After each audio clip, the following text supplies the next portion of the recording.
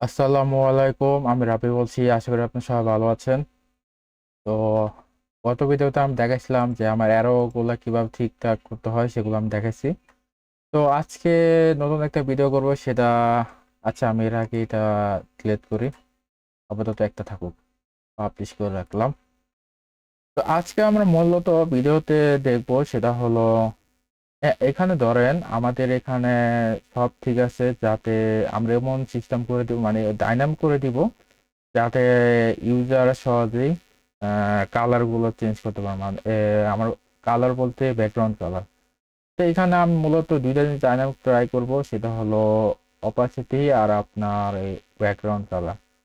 তো সেম ভাবে ধরেন এটা কি নামে নেওয়া যেতে পারে, আচ্ছা স্লাইডার ওভারলে নামে নেওয়া যেতে পারে।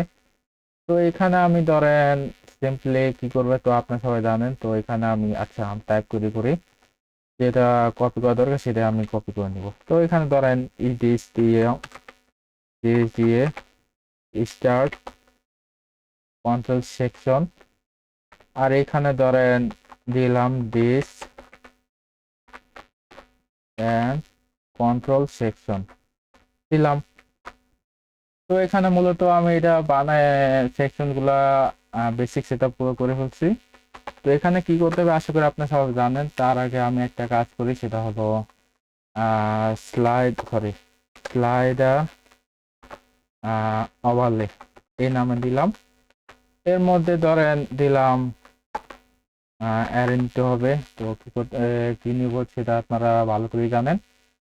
তো এখানে আমি সিম্পলি ধরেন এটা কপি করলাম, কপি করে জাস্ট আমি এখানে দিয়ে দিব। আচ্ছা, সরি, এখানে কপি করে দিয়ে দিলাম। আচ্ছা, এখানে একটা কাজ করতে, সেটা হলো স্লাইডার ওভারলে দিলাম। তো এখানে ধরেন কমেন্ট করে রাখলাম যাতে দেখতে সুবিধা হয়। তো এখানে আমার কি কি লাগবে, তো আমি যদি বলি, তো এখানে আমার মূলত ব্যাকগ্রাউন্ড কালার আর অপাসিটির জন্য এই দুইটা লাগা, বাকিগুলো এইগুলো স্টিকি থাকবে। তো এখানে আমি মূলত এখানে আসলাম। তো ব্যাকগ্রাউন্ড কালার জন্য কি করতে হবে দেখি, কি দিকে সার্চ করি।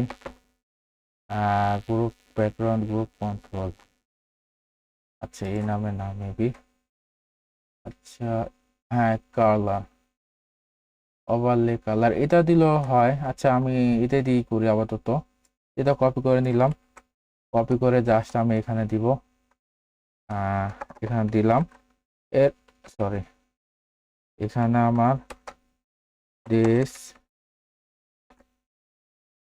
সরি ব্যাক কন্ট্রোল দিলাম। এখানে আমার কি হবে মূলত আপনারা জানেন। তো এখানে ধরেন স্লাইডার ওভারলে বিজি এই নামে দিলাম।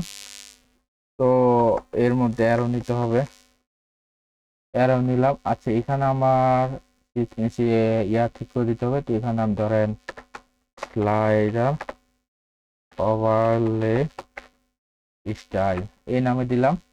আর এখানে মূলত কি হবে, আচ্ছা এটা আমি কপি করছিলাম, আচ্ছা কপি করছিলাম দেখা যায়। তো এটা আমি নিয়ে নেই, নিয়ে যা সেখানে দিলাম। তো এখানে আমার এগুলো দরকার নাই। তো এটা কিভাবে কাজ করে আশা করি আপনারা সবাই জানেন। তো এটা এক্সপ্লেন করলাম না, কারণ এটা মূলত আমি ওই যে উপরে ইউজ দিয়ে নেম স্পেস ব্যবহার করছি, যার কারণে এটা আমার দরকার নেই লেখা। আচ্ছা আপাতত এই কপি থাকুক, আমি পরবর্তীতে চেঞ্জ করে নিব না।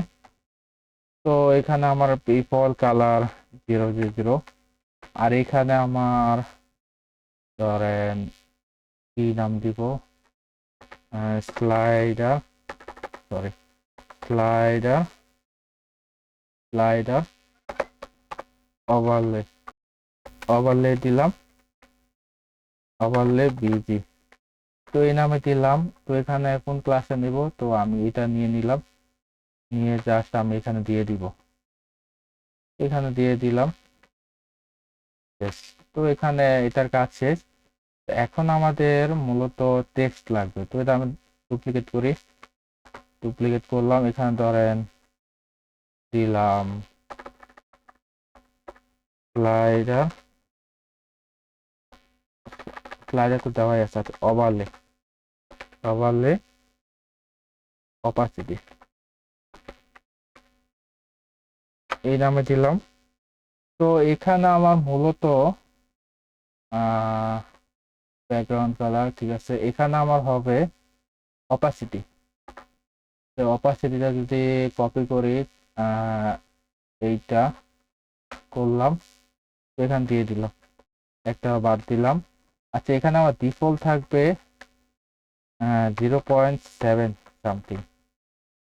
আচ্ছা 7 শেষ। এখন সব ঠিকঠাক থাকলে আমি যদি এখানে রিলোড দিই, একটা ক্লিক করি, স্টাইলে যাই, হ্যাঁ এরকম আসলো। আচ্ছা, এখানে মেবি আমার কালার আসতেছে, হ্যাঁ টেক্সট দিব,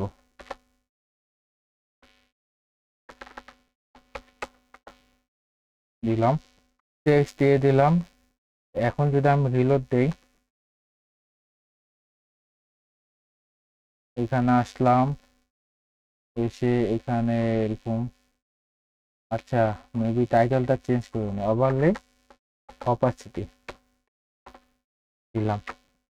তো এখানে তার আগে আমি একটা জিনিস কাজ করি, সেটা হলো এখানে ধরেন এই দুইটা কমেন্ট করে রাখি, বললাম।